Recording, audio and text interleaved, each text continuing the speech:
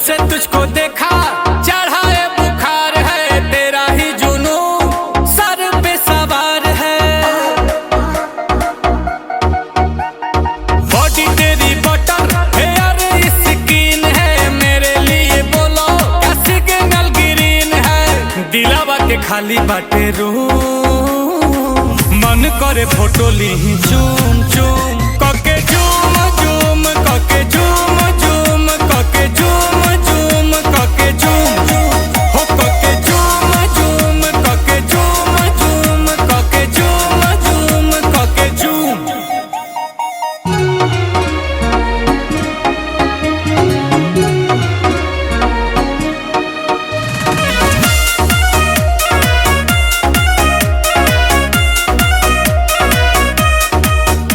वो मीठी मीठी बातें गजब की मुलाकातें, वो याद आती है रात जाने जा।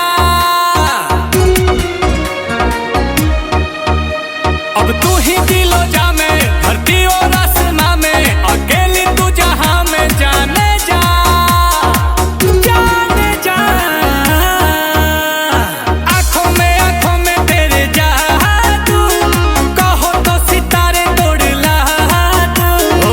देखो ही में लागेलू मासूम, तोहरे ला करतानी हूम हूम कके झूम झूम कके झूम झूम, ताहर फोटो हम देखी कके झूम ता जला झूम झूम जला झूम झूम, तके देखिए के मन जला झूम।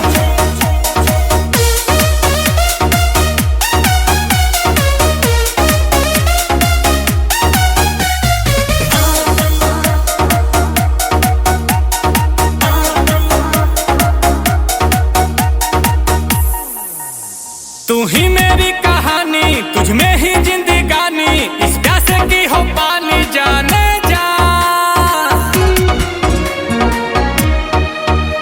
ये दिल तेरा दीवाना, तू मेरा ही ठिकाना, मौसम है आशिकाना जाने जा जाने जा। सांसों में तू बसी है, लबों पे मेरे तू ही हंसी है। गुची के लगा के परफ्यूम, फिगर ब्लास्ट करे बूम